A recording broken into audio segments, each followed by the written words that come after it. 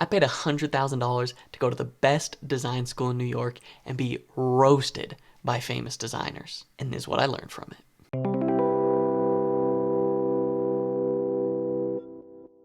I'm Harbor with Extra Credit Design Club, and I wanted to talk a little bit about my grad school experience in a little bit of a different way. First, I want to talk about why I decided to pursue a master's degree in graphic design in New York. Next, I'm just going to tell you all the best roasts I got from my professors, what I learned from them. And then finally, as I was scripting this video, I got to thinking about why were the roasts so impactful for me. And at the end of this video, I'm going to talk about the importance of critique, especially honest, harsh design critique. So stick around for that. I have always really loved art and design, but I grew up in a very small town and went to college just at the local university. I got a bachelor's degree in art, not even fine art. They didn't even offer that, just general art. Now, I did have some amazing professors who loved design and who really cared about the success of their students. However, I also had a lot of times when I was quite frustrated when my design class was being taught by a dude who it seemed like his only credentials were he lived in the town and he learned how to do Photoshop kind of like 5 years ago. So, after I graduated and worked in my small town for a couple of years, I decided I wanted more out of my design career. I decided to pursue going to grad school, getting a master's degree in graphic design. Now, I had done the small school thing. I wanted something different. So when I started to look into schools, apply for schools, I just Googled the best design grad programs in the world and applied to like the top 10 of them. I especially wanted to end up in New York, but also, just as a precaution, as a safety, I applied to a design grad program in my local state of Utah. Just as a backup, I figured I'll probably not get into these programs because who the heck am I, some kid from some small town? So as a safety, I did that. However, the joke was on me because I did not even get an interview for the design school, the safety school in Utah. Devastating. Had it not been for the fact that I did get into every design school in New York that I applied for, and most of them with a healthy scholarship, goes to show you never know what can happen. I did not think I'd get into these schools, but I figured what the heck. Now, I could get into a whole list of reasons. I can make a video entirely about why I chose to go to SVA compared to Parsons or Pratt, which I also both got into. If you want me to make a video on that, put it in the comments. I will get to it. But for now, for this video, one of the main reasons why I chose SVA was because of the staff. Brian Collins, Milton Glacier, Stefan Sagmeister, these design legends, and I figured, hey, if they did it the best, I'm trying to be the best. Let's make it happen.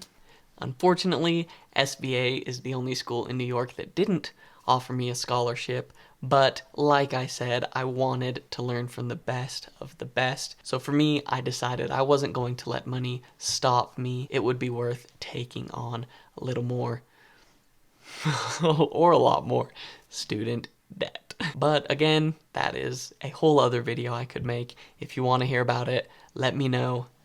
And for now, we are at SVA, and let's get into why you decided to watch this video. Stories of me being roasted by my professors. First off, Stefan Sagmeister. Now, if there was anything akin to a rock star in the graphic design world, it sounds ridiculous, but that would be Stefan. A lot of his work, which gained him acclaim, was in the music industry, and he is kind of, in my mind, this hybrid of an artist and designer, really a design legend. he was also a legend at SVA for being the most brutal, harsh professor when it came to critiques. We were all super nervous because Stefan had asked us for the first day of class to put together some of our best work, our best design piece, so we could show him, get some feedback, and he could get a gauge on what type of designers we were. There we are, the first day of class. People are presenting, one here, one there. He's giving feedback. It's honest. It's blunt, but I'm like, this ain't that bad. So I'm feeling pretty good about the situation. Then it came my turn to present. And I did it dang all. I had the branding, the design thinking, the mock-ups, the this, the that, the sketches. This was my magnum opus of graphic design. It was a branding project that I did for a real estate company. Now, I'm not going to show it here to spare that company the scorn of Stefan Sagmeister, but needless to say, it was amazing work, and I was going to convince Stefan and my class that I was a design genius who deserved to be there. So, I finished presenting. I look at Stefan. Stefan looks at me. Our eyes meet, and he hits me with, "Yeah, I don't think you did them any favors." It was brutal. It was savage. By far, it was the harshest remark of the class. In front of this class, I was still new. I was still trying to prove that I deserved to be there. And he hit me with, "Yeah, I don't think you did anyone any favors with that." And then he hit me with, "It's pretty boring, right? I've seen it 1,000 times," and so on and so forth. But you know what? Stefan was right. And I learned a valuable lesson. Now, before I move on, a bit of a disclaimer. Do not misunderstand me. Stefan and all the other professors that I'm going to mention are absolutely amazing professors. They love design, they're extremely talented, and they care about the success of their students. They were very honest, very blunt, have very high standards, but they never, ever acted out of malice. It was always to help us raise the bar. With that said, the valuable lesson that I learned from this harsh feedback was this. As I went throughout the rest of the semester, I really got to understand Stefan's ideology and his standards, and for him, it needed to be remarkable. It needed to be beautiful, it needed to be noteworthy, it needed to be unique, it needed to evoke an emotional response. You can get this emotional response from music, from art, from literature, poetry, but we don't often consider this when it comes to design. And I had never considered it up until that point. I was a utilitarian graphic designer. Form follows function. If it's not there for a reason, it doesn't need to be there. I was the opposite. And I really, from that moment, changed my perspective. And I started to ask myself, with every piece of work that I'm doing, am I doing the client a favor? Am I creating something that's remarkable, something that's beautiful, something that is evocative of an emotional response in a way that art or music can be? For me, it was super valuable to get that harsh remark because it will always stand out in my mind of, hey, what is the standard of work I'm putting forward? Am I really doing something that's unique, that's gonna stand out, that hasn't been done 1,000 times? And for me, that really raised the bar of my design practice. Next lesson, this one comes from Jose Fresneda of Justin and Jose of The Collected Works. The Collected Works is an awesome design studio run by Justin and Jose that does work mainly in the music and technology industries. Not only were they amazing designers, but they were amazing professors who taught designing with type. Now this one was also toward the beginning of the semester. It was our first assignment for their class. We had to design an album cover. We randomly drew a design genre and a music genre, and we had to come up with something. And I thought, I'm in art school in New York. I'm going to do something that's going to make me a conceptual powerhouse, right? I was going to pull out all the stops. It was going to be meta as get out. But again, when I presented the work that was going to convince everybody of my design genius, the feedback I got was, you're doing a lot of things here, but you're not really doing anything well. I think you need to start over. My wounded soul. As a side note, if you want to heal my wounded soul, I do have a link to another video which I recorded about the importance of specialization and not being general, which is particularly relevant in this moment. You can hit it right here. But I digress. What did I learn from this feedback? Jose is an amazing professor, and then he proceeded to hit me with this advice. Focus on a simple concept, but execute it masterfully. He probably doesn't even remember saying it, but as soon as I heard it, my mindset entirely shifted. I was able to just map out in my mind the relationship of concept and execution. Having a simple concept and a powerful execution, and what a good thing that is, because concepts are so ephemeral. They're open to interpretation. I could create something that I believe is representing progress, and somebody could see it and think, because of their past experiences, their culture, they're getting a totally different read. So concepts aren't something that's concrete.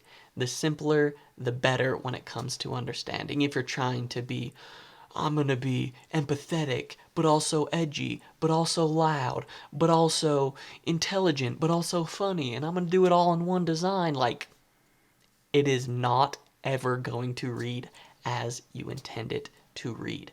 However, if your execution of a simple concept is done well, people always will recognize masterful craft. In the end, taking Jose's advice, I decided to go with a simple concept, electronic music made by a human, an ASCII art portrait of the artist Brian Eno for his album. All right, number 3. This is the last one, probably my favorite one.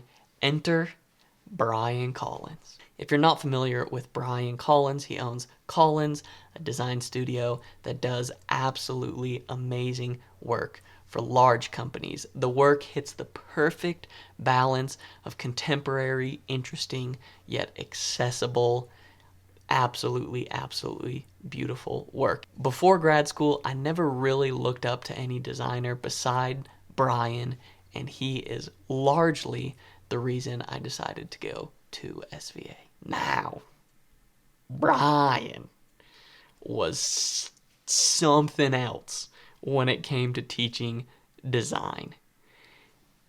Disclaimer, I feel like I have to say it again, he never ever acted with malice. He had opinions, he was very honest, very blunt, had the vocabulary of a seasoned salty sailor, but he did care about our success as students, and he definitely put forth the effort to bring the best work out of us. What was it like? The first day of class. Again, with this first day, they love to just come out the gate swinging. Brian refuses to go in the building. He meets us on the street. We walk down the block. He buys us all ice cream. Then we walk to a park, and he lines us up in a line, and one by one goes down the line and says, nobody gives a F about you. Nobody gives a F about you. Nobody gives a F about you. And on and on and on. More choice vocabulary. But he just one by one, nobody cares about you. Nobody cares about you. And it was wild. But it had a purpose. You see, Brian's class was on storytelling. We were supposed to come up with a story that we could tell along with our thesis presentation in our final showcase. And he talked about how every year the showcase is the same. And we're going to stand up there and we're going to say, "What's up? I'm Harbor Bickmore. My thesis is other income, and I'm going to talk about how graphic designers can make money outside of a 9 to 5." And nobody is gonna give a flip. But instead, what if we started different? What if we told the story? What if instead I went up there and said, "Listen, this year was the toughest year of my life. I was in Target the other day. I was going to buy groceries on a credit card because I had absolutely zero money in my bank.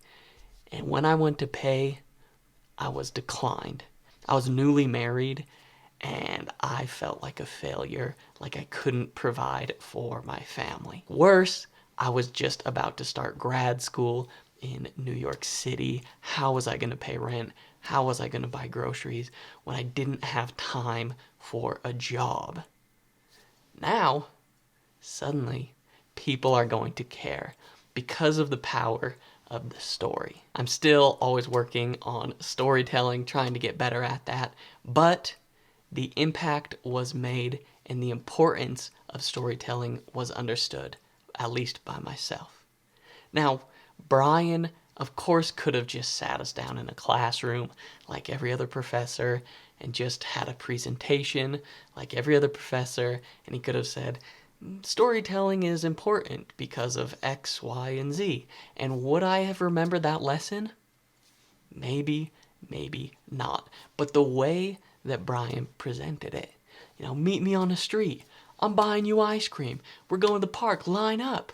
Nobody cares about you. Nobody cares." It was in itself its own story of emotional highs and lows and twists and turns, and you didn't know what was going to happen next. He essentially made his class into this powerful, impactful story each time we met with him. And for me, it made a significant impact, much more than he would have made if he just gave us the information straight. Now, as I was scripting this video, I was trying to think about why these moments are the ones that made the biggest impact on me. They're the moments when I felt probably the worst, when I was embarrassed, when I felt silly, when I thought something awesome was going to happen and something terrible happened. And I thought of these heightened kind of emotional tent pole moments. An example to illustrate this from my life was back in 2017. I got in a car wreck. It was a serious one. We were going 80 and we flipped the car. And everyone was fine.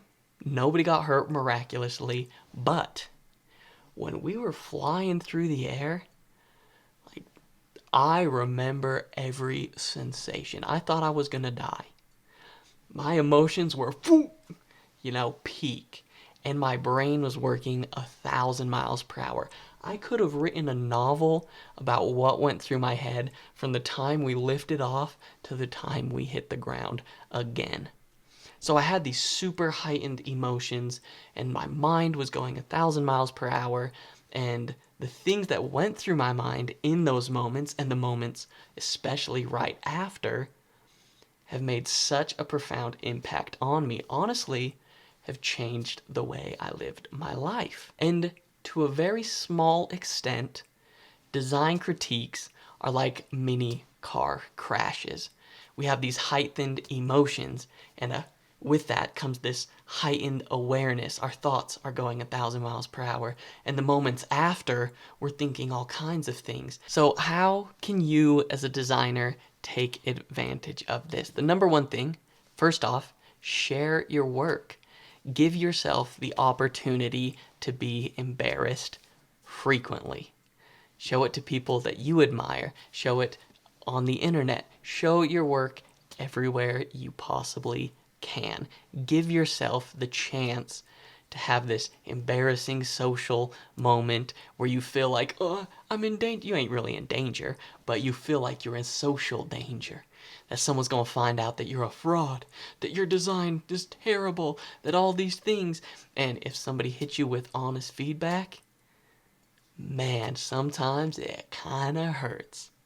But remember, these are the times when your emotions are heightened, your brain is working 1,000 miles per hour. So I would encourage you to steer your brain in a positive direction. Sure, when Stefan said to me, yeah, I didn't think you did anyone any favors. It's boring. I've seen it 1,000 times. I could have, in my mind, reverted to it is boring. It is generic. I'm not a very good designer. I should not even try. This is the wrong path for me. I'm feeling bad. Or I could say, Stefan is right. This work is generic. It is boring. I'm not a very good designer. What the heck am I going to do to change that? How can I make it so that next time I present, Stefan will say, it's boring, but I haven't seen it 1,000 times, and that's an improvement. And then you can set to yourself a new bar, a new standard, something to strive for. This emotional tentpole memory where, hey, you can refer back to it and use it as a standard for excellence. Now, this is a hot take, but when it comes to graphic design critique, being offended is a choice. You can be offended and shut down and think that person is wrong and I'm right, or you can be offended and emotionally shut down and say, you know what, that person is right, I shouldn't try, I should just stop here, I ain't worth it. Or you can let yourself be vulnerable, show your work, and maybe you feel silly, and if you're lucky, you'll be able to feel silly for the rest of your design career. Have so many moments of, hey, I know I need to improve here. And you gonna be laughing all the way past everyone else who was too afraid to look silly, who took offense during design critiques, and who never had drilled in their memory banks that they need to improve. Now again, don't get me wrong, this isn't advice for your entire human experience. It just is when it comes to the career of graphic design. You are valuable as a human. Even if you're the worst designer in the world, you are still valuable. But if you want to get good at design, probably understand you're not very good at design and you can get better at design. We all are in that boat. As one final note, if you do want to hear me talk more about my experience of grad school in New York City, let me know in the comments and I can make some videos about it. And that's it, and that's all. I'm Harbor with Extra Credit Design Club. As always, if you like what you see, you can subscribe, and I'll catch you in the next.